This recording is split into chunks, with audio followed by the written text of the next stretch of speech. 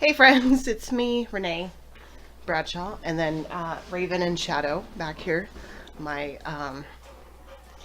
my adorable little familiars. They're a little kooky, but they love me.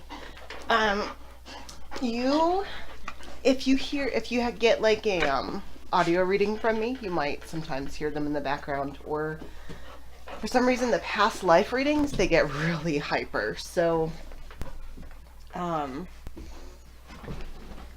those are my girls. Anyways, I just want to pop on here, and I'm in the study.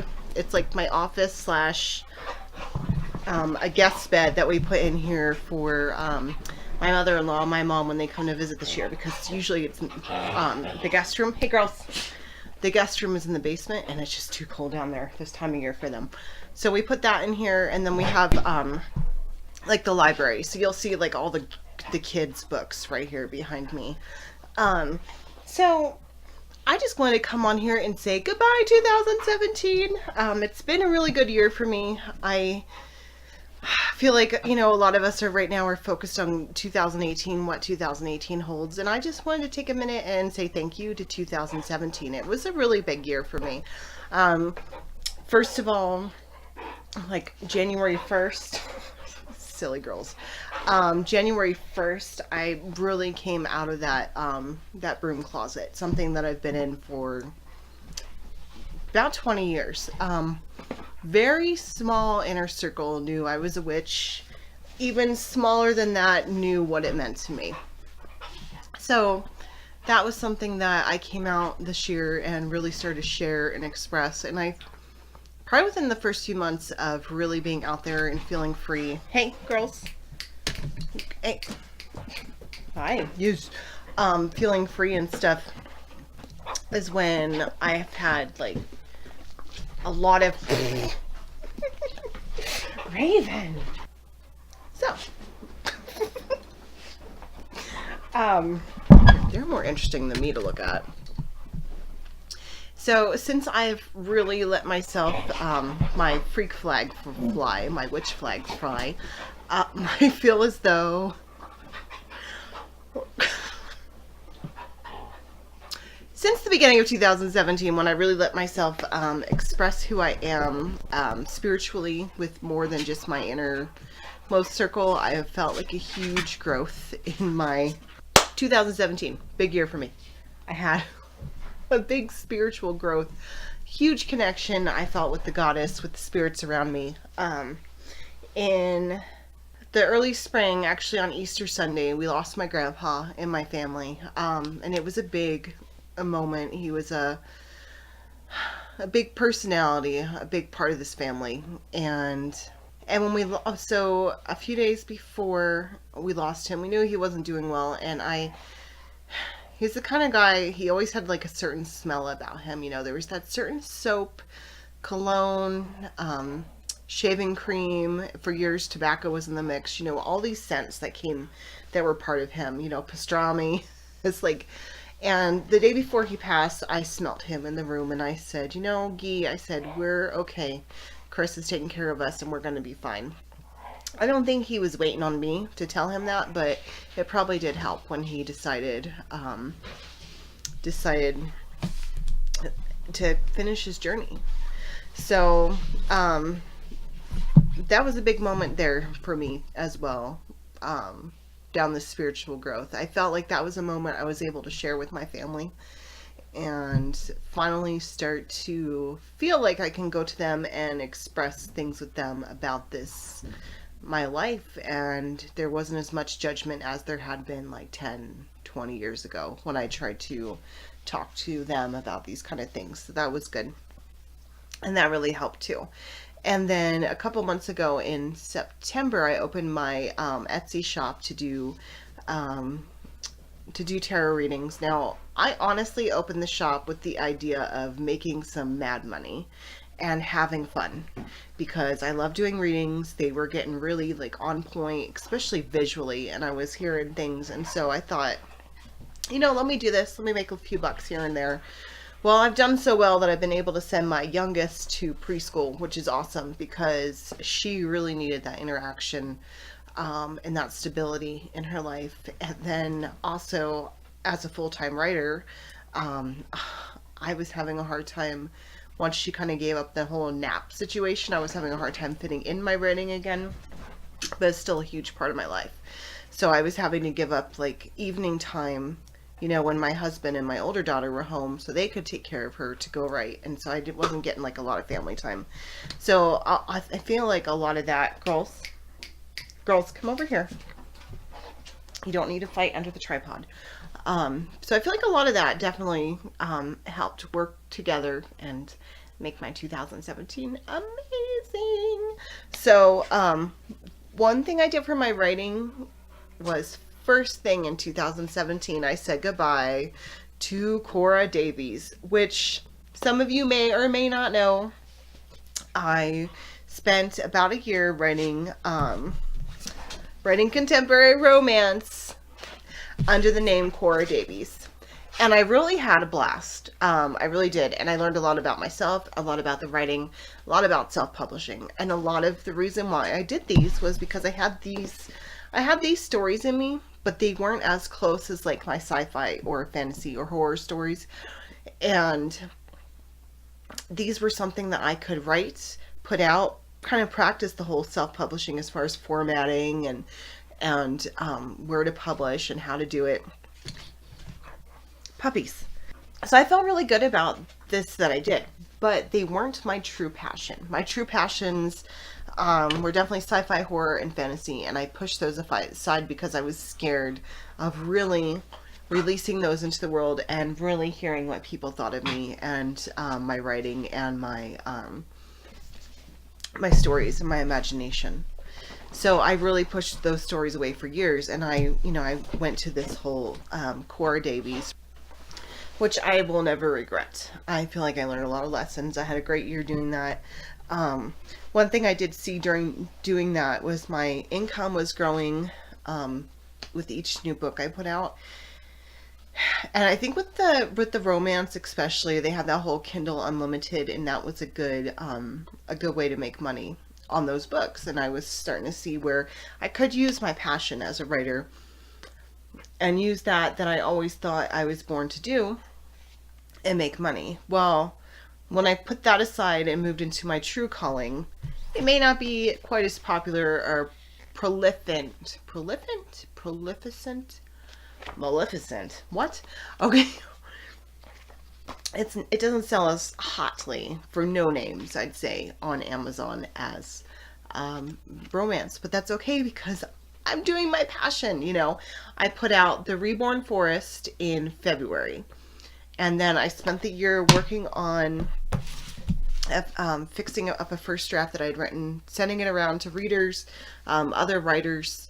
I had my very, very talented cousin Jess Polk illustrate my cover. And so this is a sci-fi, no, not sci-fi, sorry, this is a fantasy horror. So I guess you could say it's like a dark fantasy or an urban fantasy. Only she lives in the woods of Oregon, so it's not really urban. Suburban? Wooden? Something. It's definitely a witch fantasy. And with this, I'm really excited. You see number 1 here. It is a 4-book planned series. The second book is written. I'm slowly making edits on that. Very slowly. I'm hoping after the new year, when my youngest starts school for more days a week, I'm definitely going to get him, we start in like that pattern. Good schedule. I'm definitely going to get back to doing that. And then The Reborn Forest was a short novella that I wrote that was actually based off of a short story I wrote a few years ago that was like 1,200 words long. So that was all very exciting. And then the last bit of 2017 that was exciting for me was I spent the year wanting to make a coloring book, and I was doing Zentangles, and I was kind of making ideas and making plans and figuring things out. And the thing is, I was using inspiration from the poetry of Emily Dickinson, one of my favorite poets. And I hadn't done much research because even though I'm an English major, I had this whole idea in my head of the copyrights and the years and all that kind of stuff. And I'm like, okay, she's going to be out there. She's good to go. I can use her. And then when I came to working on it seriously, like sitting down, seriously organizing it, that's when I researched her and the copyright just to 100% and to have what I need to have written. And of course, that's when I found out, I think it's either Harvard. Yeah, it's Harvard owns the copyrights to her work. So I stepped back from that. I didn't want to mess with any kind of copyright, anything. And I let the whole coloring book thing go, and I just let it go out there into the universe and said goodbye. Then about a week or two ago, all of a sudden I woke up one morning with just the idea to create my own tarot deck, but not a deck per se, but a coloring book and coloring pages. At first I thought about using the old Rider-Waite, the one that is out in public domain, to make the coloring book. But then I thought, you know, that's been done. And I've never connected with that tarot deck. I tried, I had it, and I didn't connect. So why not? I'm really into more contemporary decks, more modern decks, and I thought, you know, why don't I just create my own? So I've started working. I'm done with the water suit, the air suit, and the earth suit. So I have the major arcana and the fire suit to still do, but this is my ace of water. So it's the hand. As you can see, the water's overflowing over the hand.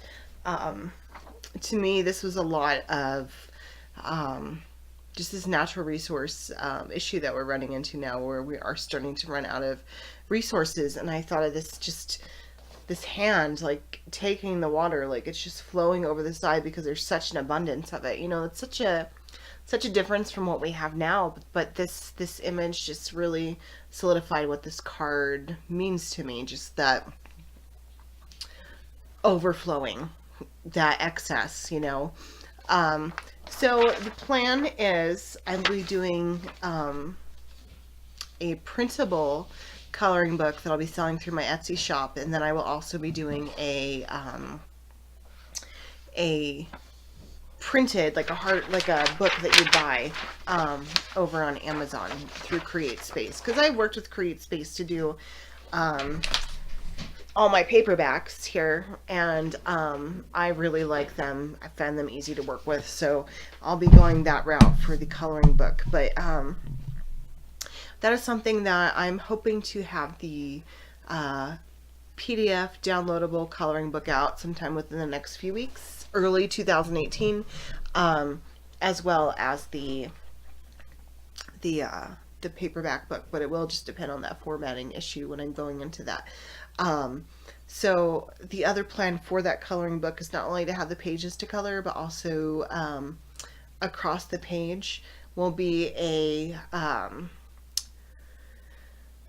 I guess you could say like a mantra or a affirmation, a meditation, you know, one of these things that really just solidifies, you know, what this card's meaning is in our contemporary lives compared to, you know, just a generalized meaning. But it's just something that I'm hoping people will be able to run with, and I plan on having lines underneath that, so they can actually write, you know, if you buy it, that you can actually write, you know, what comes to you while you're drawing and coloring in this picture, what ideas are running through your head. So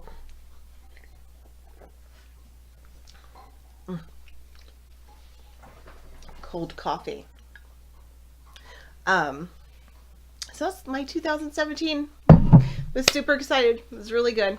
You know, no complaints. I mean, I'm sure I could find some, but it wouldn't do me any good. And on the major scale of things, every probably complaint I had really brought me to the point I'm at today. So it was a really good year. I'm really excited to see what 2018 has in store, but I'm probably going to spend the next week or so just really focusing and thanking my guides for what they provided me, what they helped me find in 2017, before I start focusing on what the next step is in 2018.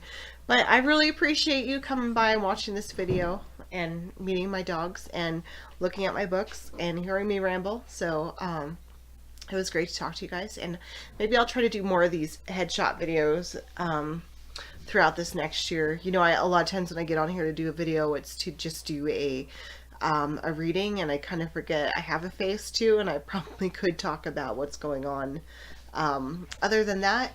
But yeah, I really appreciate all of you guys who have come by my channel, my shop, my blog, bought a book, anything.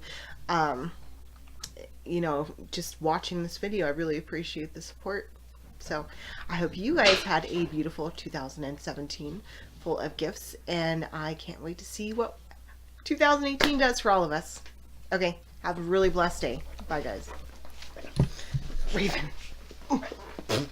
Shadow. All right, girls. Oh, you want to say hi? Say hi. Oh, hi to what? How do you cough in, Mama? How do you cough in? Okay, all right. Oh my God, you guys are so big. Here, go lay on the bed if you want. You can lay on the bed while I'm doing the video, just to stay in it. Come on. Other than that, you know you're not allowed to.